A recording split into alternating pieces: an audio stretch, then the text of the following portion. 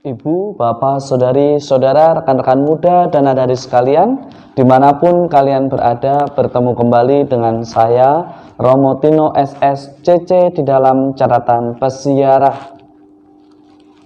Tuhan sudah memberikan kemampuan bagi kita untuk berkata-kata yang memuji, yang menyemangati, dan selalu memberikan inspirasi. Bukan untuk menghakimi, tetapi untuk menunjukkan kesetiaan Allah di dalam kesetiaan kita saat bertugas dan melakukan tanggung jawab hidup kita. Sebelum kita mendengarkan permenungan dari catatan pesiarah, marilah kita membuat tanda kemenangan Kristus. Dalam nama Bapa dan Putera dan Roh Kudus. Amin. Allah Bapa Maha Kasih, Engkau mengendaki putramu mengalami derita salib demi kami, sehingga kami Kau bebaskan dari kuasa kejahatan. Berilah kami hamba-Mu kekuatan untuk memperoleh rahmat kebangkitan, guna mengusahakan diri terbebas dari hawa nafsu yang tak teratur, hawa nafsu yang hanya mengejar kepuasan sendiri. Dampingilah kami agar kami benar-benar menghayati semangat kemuritan yang Engkau kehendaki, yaitu selalu setia di dalam perkataan dan perbuatan hidup kami. Demi Kristus pengantara kami. Amin. Ibu, bapak, saudari, saudara, rekan-rekan muda, dan adik-adik sekalian yang terkasih, di dalam pembacaan dari kitab Yesaya, di sana dikatakan pengalaman iman dari Nabi Yesaya bahwa Tuhan telah memberikan kepada Yesaya lidah seorang murid, supaya dengan perkataannya ia dapat memberi semangat baru kepada orang yang letih lesu. Kita pun menjadi para muridnya.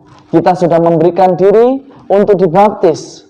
Pertanyaannya, apakah kita menggunakan perkataan kita hanya sekedar untuk melukai?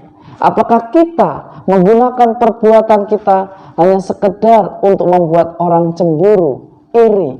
Ataukah kita tampil rajin ke gereja supaya dipandang suci?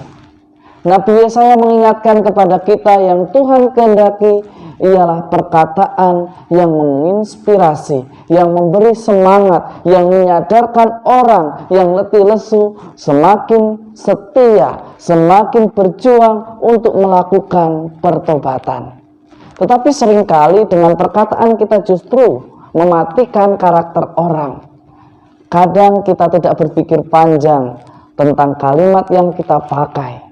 Seringkali kita hanya sekedar berbicara untuk memuaskan apa yang menjadi kerinduan kita. Seringkali kita hanya asal bertindak tanpa berpikir apakah tindakan saya tepat atau tidak, yang penting memuaskan kesenangan saya.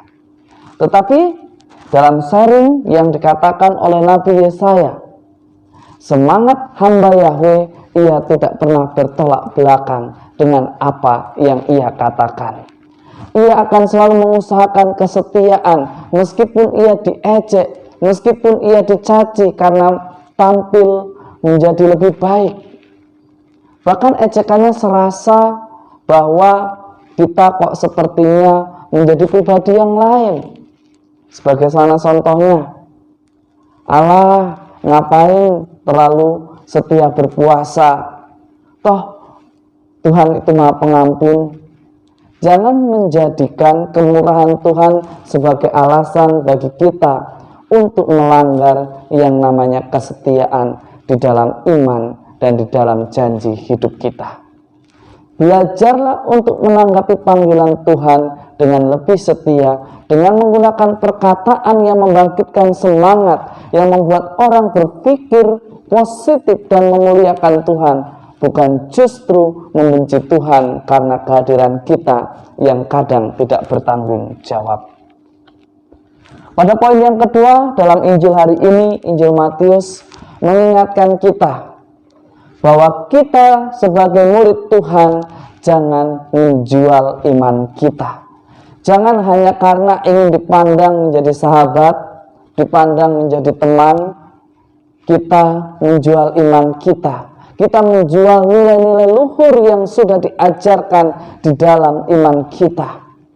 Baik tentang kesetiaan, baik tentang tata krama, baik tentang cara hidup, menghidupi nilai-nilai kekatolikan, kita diingatkan kembali. Jangan kita seperti Yudas Iskariot menjual hanya karena untuk mendapatkan kepuasan sesaat. Kadang tanpa sadar kita menjual iman kita untuk posisi kita. Kadang kita menjual kesetiaan kita karena kita tidak ingin posisi nyaman kita diganggu.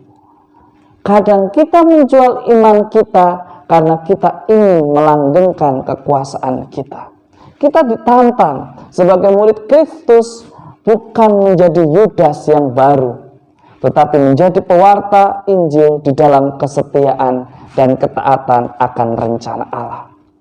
Mari kita bersama-sama berjuang melawan dosa.